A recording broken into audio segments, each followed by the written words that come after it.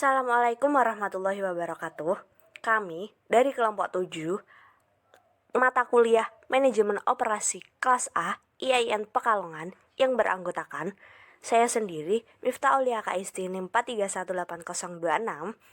Yang kedua dia Paraswati NIM 4318057. Yang ketiga Dini Riyasa Fitri NIM 4318108 ingin memaparkan hasil diskusi kami yang berjudul Sumber Daya Manusia yang Mengacu pada Kualitas.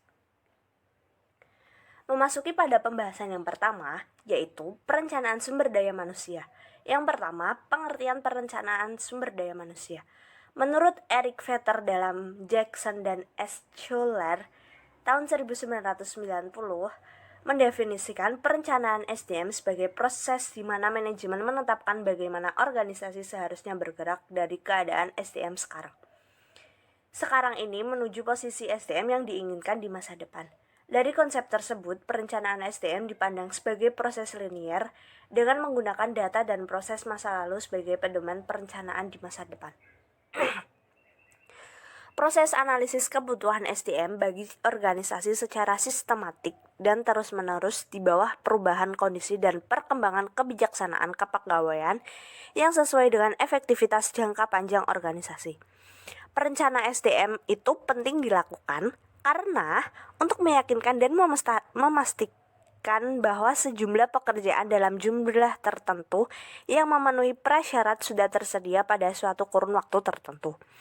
Melalui perencanaan SDM ini, organisasi dapat mengidentifikasi apa yang harus diperbuat guna memastikan adanya SDM yang sesuai dengan kebutuhan dalam rangka mencapai tujuan organisasi. Tujuan pelaksanaan SDM. Pelaksanaan SDM atau sumber daya manusia harus mempunyai tujuan berdasarkan kepentingan individu maupun organisasi dan kepentingan nasional. Tujuan SDM adalah menghubungkan SDM yang ada untuk kebutuhan perusahaan pada masa yang akan datang untuk menghindari mismanagement dan tumpang tindih dalam kepentingan pelaksanaan tugas. Perencanaan SDM juga bertujuan untuk menjamin ketersediaan tenaga kerja masa ini maupun masa depan, sehingga setiap pekerjaan ada yang mengerjakan. Menentukan kualitas dan kuantitas karyawan yang akan menduduki jabatan dalam perusahaan, menghindari dan tumpang tindih dalam pelaksanaan tugas, menjadi pedoman dalam menetapkan program rekrut, kompensasi, pengintegrasian, pemeliharaan, kedisiplinan, dan pemberhentian karyawan juga dalam penilaian karyawan. Untuk mempermudah koordinasi, integritas, dan sinkronisasi sehingga produktivitas kerja meningkat. Fungsi perencanaan SDM. Fungsi perencanaan SDM adalah untuk memprediksi kondisi tenaga kerja untuk memenuhi kebutuhan perusahaan sebagai organisasi yang kompetitif dalam mengantisipasi perubahan lingkungan bisnis sekarang di masa mendatang. Adapun penjabaran fungsi perencanaan SDM adalah sebagai berikut. Yang pertama, meningkatkan sistem informasi SDM yang secara terus-menerus diberlakukan dalam mendayagunakan SDM secara efektif dan efisien bagi pencapai tujuan bisnis perusahaan. Yang kedua, perencanaan SDM juga bermanfaat untuk meningkatkan pendayagunaan SDM, menyelaraskan aktivitas SDM dengan sasaran organisasi secara lebih efisien, menghemat tenaga, waktu, dana, serta dapat meningkatkan kecermatan dalam proses penerimaan tenaga kerja, mengembangkan dan menambah informasi SDM. Yang ketiga, perencanaan SDM untuk mempermudah pelaksanaan koordinasi SDM oleh manajer SDM dalam usaha memadukan pengelolaan SDM yang merupakan tanggung jawab manajer lainnya, meskipun terbatas pada unit kerja masing-masing. Yang keempat, perencanaan SDM jangka panjang berfungsi bagi organisasi untuk memperkirakan kondisi dan kebutuhan pengelolaan SDM dalam jangka waktu 2-10 tahun yang akan datang. Selanjutnya adalah strategi pengembangan sumber daya manusia. Pengembangan sendiri adalah suatu usaha untuk meningkatkan kemampuan teknis, teoritis, konseptual, dan moral karyawan sesuai dengan kebutuhan pekerjaan atau jabatan melalui pendidikan dan latihan. Pengembangan sumber daya manusia merupakan hal yang sangat vital untuk dilakukan sebuah perusahaan. Karena dengan adanya pengembangan sumber daya manusia, maka perusahaan yang bersangkutan telah melakukan adaptasi terhadap lingkungan dan perkembangan demi mencapai sumber daya manusia yang lebih berkualitas. Ada beberapa jenis strategi pengembangan sumber daya manusia yang dapat dilakukan perusahaan. Yang pertama adalah pelatihan di tempat kerja atau on-the-job training. On-the-job training sendiri adalah strategi pengembangan sumber daya manusia informal yang memungkinkan seorang karyawan untuk mempelajari tugas-tugas pekerjaannya dan mengerjakan secara nyata. On-the-job training dapat dilakukan dengan berbagai cara. Yang pertama, dengan rotasi pekerjaan atau job rotation. Job rotation sendiri yaitu strategi pengembangan sumber daya manusia di mana para karyawan berpindah dari satu pekerjaan ke pekerjaan lainnya. Tujuannya adalah untuk memperluas latar belakang karyawan dalam berbisnis. Yang kedua yaitu bimbingan dan penyuluhan atau coaching and counseling.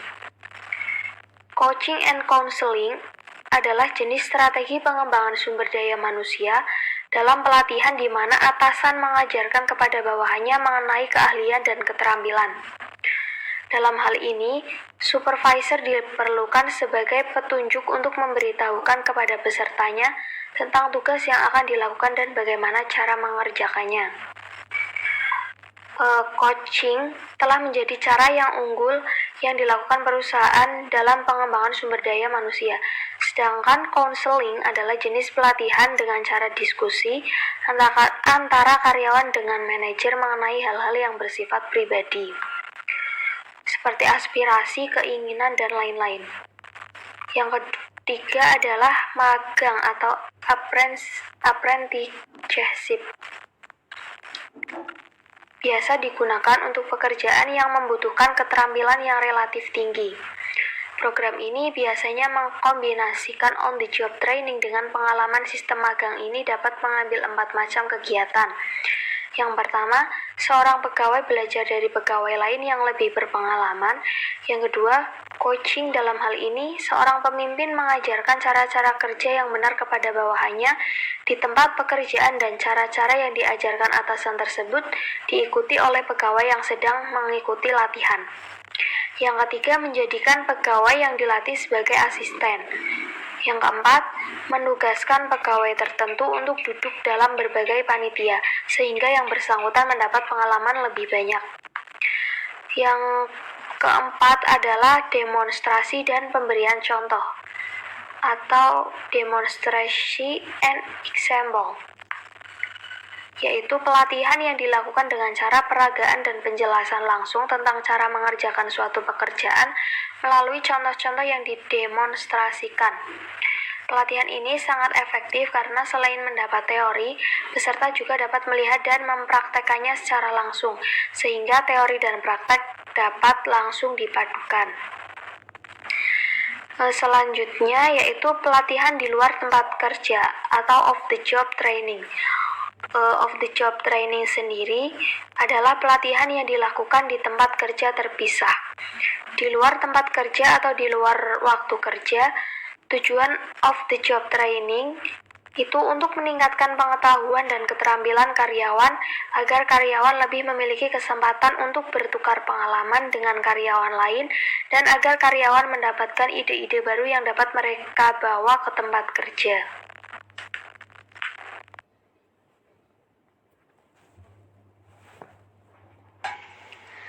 Desain pekerjaan atau job design.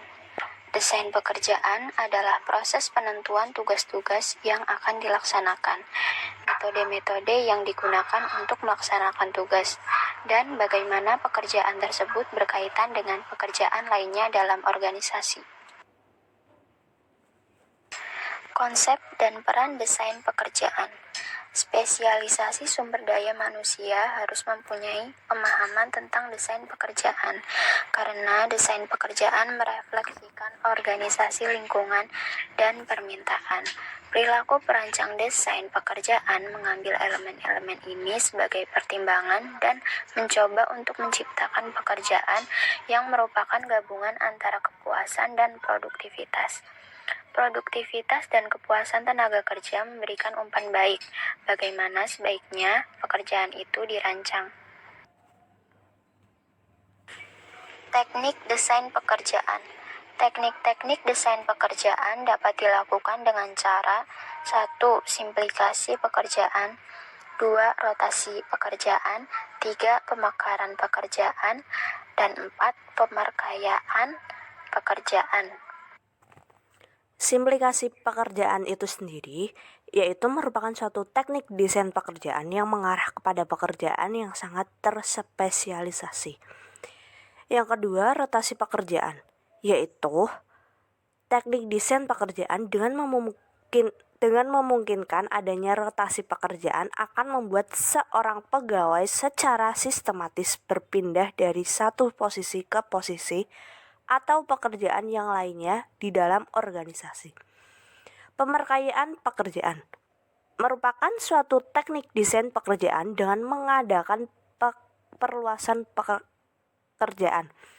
Peluasan pekerjaan merupakan kebalikan dari simplikasi pekerjaan. Pekerjaan diperluas sampai pada tingkat di mana bagian-bagian yang berkaitan erat dan saling mendukung diselesaikan oleh seorang pegawai atau bagian. Yang keempat adalah pemarkayaan pekerjaan. Pemarkayaan pekerjaan merupakan penambahan tugas dan tanggung jawab dari para pegawai. Pemarkayaan pekerjaan dirancang untuk mengurangi kebosanan yang sering menjadi masalah dalam pekerjaan yang berulang-ulang. Demikianlah pemaparan dari kelompok kami. Apabila ada kesalahan dalam pengucapan atau kekurangan dalam penyampaian, kami mohon maaf yang sebesar-besarnya.